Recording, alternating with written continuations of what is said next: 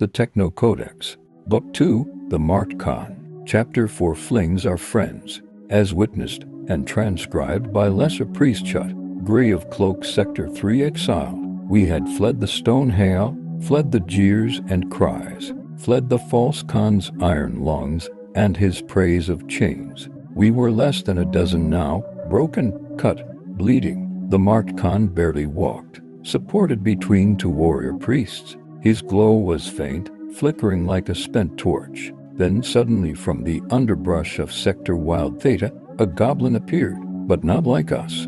He was brown, reddish, broad-shouldered, sharp-eyed, wearing bones and vines like metals. "Come," he said, "come with us, friends. The great darkness rises.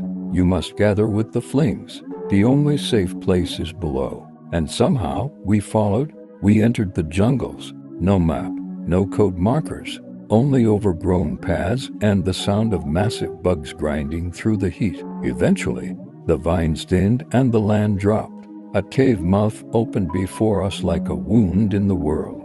We walked for 10 full cycles beneath the earth, 10 cycles of blind tunnels, scraping walls, sleeping in pockets of stale air, always following the brown goblin and his quiet whispers of not far now. Along the way, we passed guard outposts not of our kind, but cave goblins, brown and reddish, like our guide. Broad faces, sharp teeth, wary eyes. They spoke in echoes and warned us. The heart must not be broken. The Khan must be strong. Then, at the end of the 10th cycle, the tunnel opened, and we saw it, an underground forest glowing with bioluminescent vines and a false sky of light crystals floating like stars. The cave goblins called it Khan's Heart. We walked to a shimmering underground lake. The water pulsed with colors, reflections twisted as though alive. "Wait," said the cave goblins. "They will come." And they did. Flings,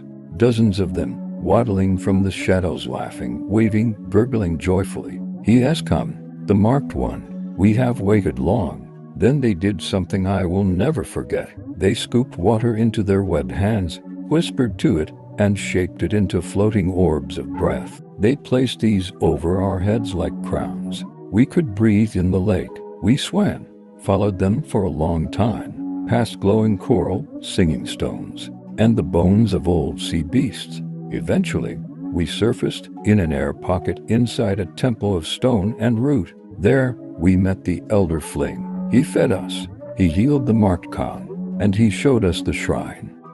There, on the walls, were paintings of the first Khan chaining a beast in the deep waters, teaching Flings firecraft and stillness. One painting showed him resting beneath the light crystal sky, eyes closed as Flings braided his hair. "He came here," said the elder. "He ended the war. He told us to wait, to keep this place sacred. So we did." The elder and the marked Khan spoke for long cycles. No one interrupted. They talked of prophecy, of visions, of what was coming. "If you wish to be Khan," said the elder, "you must take the rite." He brought forth a long bowl carved from fling bone, filled with black liquid that hummed. "Drink, cross, see you return." And the marked Khan did. He drank, he fell, and he was still for a whole cycle. When he woke, he was changed, stronger, wiser, quiet. He only said, "The darkness is close." And I believed him.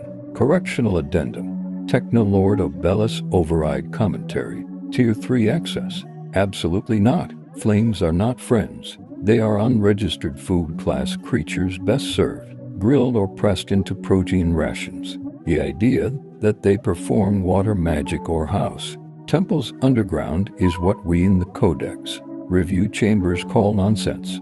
Goblins cannot breathe underwater. They cannot survive in tunnels for 10 cycles. And there is no such place as Khan's Heart. The cave goblins referenced are likely fungal mutations or cloistered deviants, suffering from shade exposure syndrome. This so-called rite involving a liquid of knowledge is clearly narcotic. Vision quests are banned. Hallucinations are punishable. And finally, let me be perfectly clear. The first Khan did not befriend Flings. The first Khan did not chain water beasts.